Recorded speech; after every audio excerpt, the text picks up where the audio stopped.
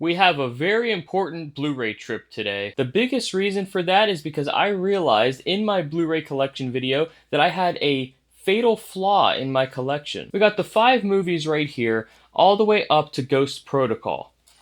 I have a duplicate of Ghost Protocol. And then I found Dead Reckoning Part 1. Now, if you're a fan of the series, you know that there's one big thing missing. The beautiful man with the mustache and the muscles. That's right, we're talking about Mission Impossible Fallout with Henry Cavill in it. And I looked everywhere. I could have sworn I had this movie, and I was just going to catch up on all the Mission Impossibles before watching the newest one that I missed in theaters, and I realized it's nowhere to be seen.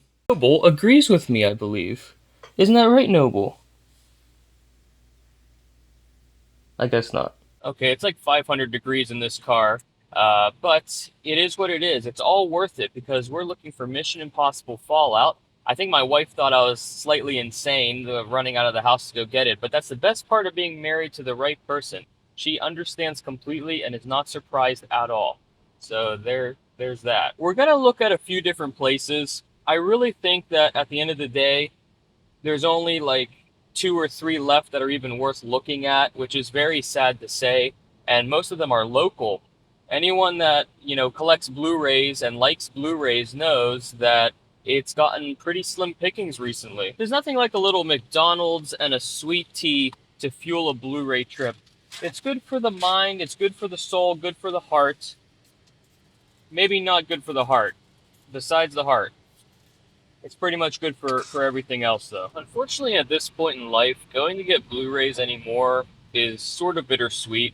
Anybody that's a collector knows this already, but a lot of people don't realize it or don't, I guess, think about it, that there's really no major retailer anymore that is carrying the number of Blu-rays that it once did. Recently, Best Buy was sort of the last man standing. It was a major retailer. They had special releases, very cool steel books. It was sort of like a Blu-ray collector's dream because they always had a new release, and pretty much it was the only place you could go that had a major Blu-ray DVD section still. Walmart and Target will get a few things, and I'll check there every once in a while, but overall, it's basically only the most mainstream movies get any spot in the little end display that Walmart will have, and that's really about it. I think most of it's done online, but I don't like going online because part of the fun for me is looking around for them.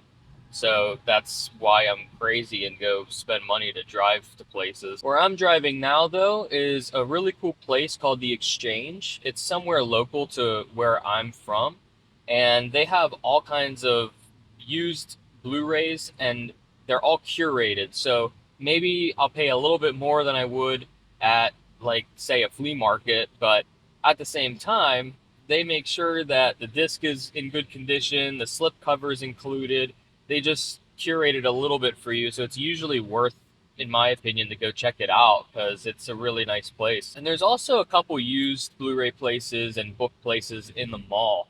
I might check those out too, but that's kind of what ends up happening is you end up going to used and pre-owned Blu-ray or DVD and book places to find these anymore because they're just not in a mainstream store. I guess I'm fine with that, but it's bittersweet because what I see happening with Blu-rays in the future, I really think it's going to end up being a situation where in a place like Walmart or any major retailer, the only Blu-rays that are going to be sitting there, it's going to be like 5,000 copies of the Minecraft movie and just a bunch of little kids that don't buy Blu-rays anyway, so that there's going to be like one that was removed from the display and purchased by some old guy that didn't know what it was.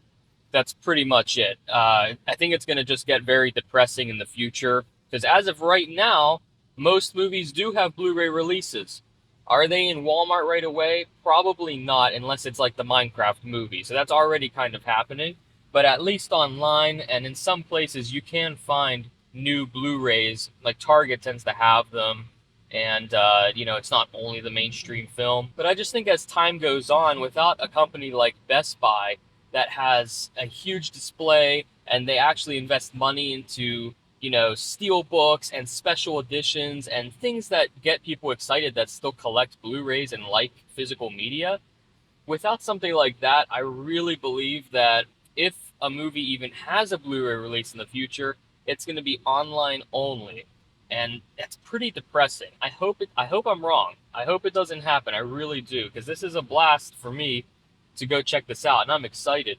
But that's what I see for the future. I think that's what's going to end up happening, unfortunately. Now, for this movie specifically, looking for Fallout, do I really need it? Probably not. I'm pretty sure Paramount Plus has all the Mission Impossibles on it, and I think we get that through our Walmart Plus subscription, which, by the way, is obviously not getting paid by them, although I'd love to.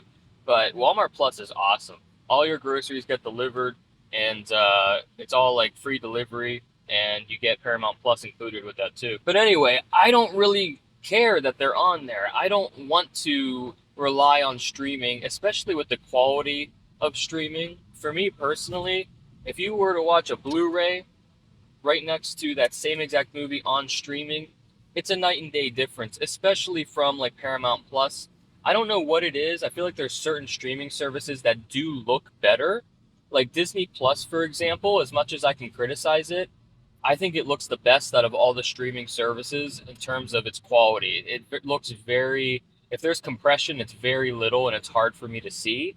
But on Paramount Plus, it's obvious and it annoys me, and the service is kind of crappy, honestly. And plus, I don't like relying on that. It's a series that I really like. I love Mission Impossible, so why wouldn't I want to own it? And I think over time, it's going to get less common, but it's kind of the same thing with music. It's just going to ruin the industry over time.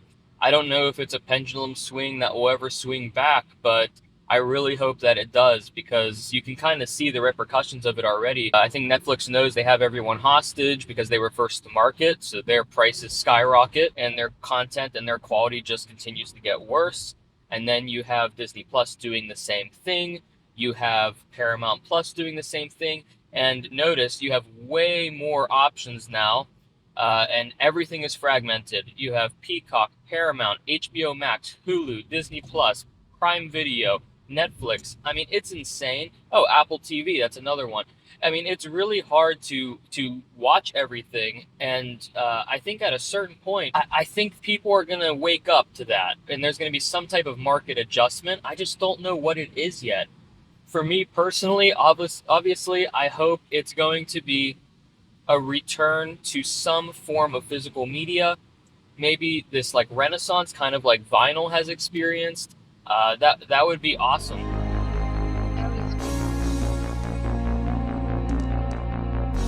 Let's go inside and see what we can find.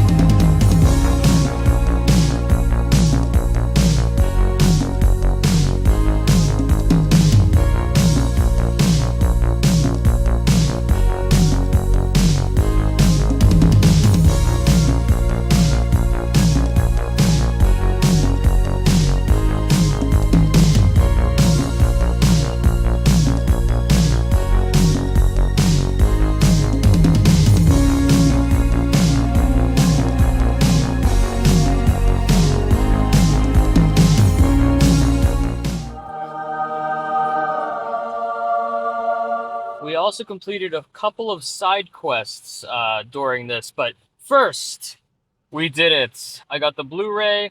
They didn't have it in 4K. Like I said, I'm not sure if they ever released an individual 4K for this movie. I think they probably did, but it's fine. Blu-ray looks amazing. I just got a new Panasonic player that upscales everything to 4K. I think it's going to look really nice. So my Mission Impossible collection is complete. I plan on watching the whole series again before the new movie comes out. I believe comes to Blu-ray in October. So that'll be pretty cool. And I don't know, where's the... $6. A pretty good deal. Now, as excited as I am for that, like I said, there's a couple side quests I completed as well. So I have the whole Halloween movie collection on Blu-ray. It was a box set they released a long time ago. They did a really nice job on all the remasters. Some better than others, but for the most part, they look really nice. I think the Rob Zombie ones were only director's cuts, which I didn't really like, but I'm not a huge horror guy anyway, but I love the Halloween franchise, and the only ones I don't have are the newest ones. So it was very hard for me to pass these up, but look how cool this is. These are the steelbooks for Halloween Kills and Halloween Ends. I think they look really nice, and they're both in 4K as well.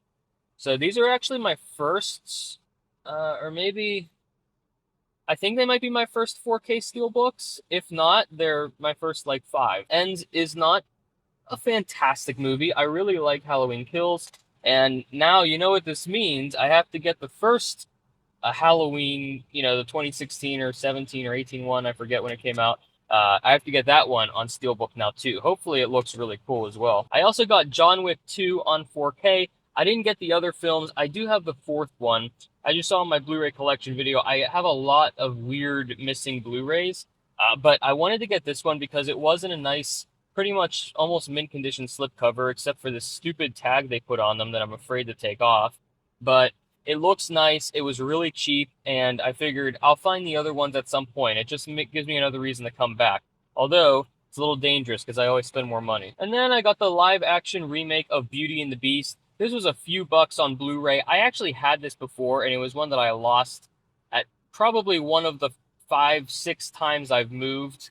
I don't know, but yep, Beauty and the Beast live action. I'm actually a really big fan of this live action. I know Disney live actions have sucked recently, gotten a lot of hate, a lot of it deserved. But when they first started out, it was like this one was first, Jungle Book, I think, Aladdin. They were all really enjoyable films that, in my opinion, were more true to the originals. And that's why I also grabbed Jungle Book as well. Also, just a few bucks. Again, I think I had this at one point, but now that I'm getting rid of Disney Plus, I gotta start getting my Disney movies. So I would say this was a pretty successful trip. Thank you guys as always for watching. I hope you enjoyed this style of video. I tried to keep it a little more casual because to be honest, it's easier for me to edit and create, and it'll probably keep me more consistent. And B, I just enjoy this. I love going out and doing a little Blu-ray hunting. It's a blast. It's something that I really hope doesn't go away, and this place keeps it alive. I love it. The only thing I don't like about this place is that I feel like a criminal trying to buy a movie. I mean, everything's behind glass with a key, and I have to keep waiting for some person that hates their life to come over and unlock it for me, and I feel bad.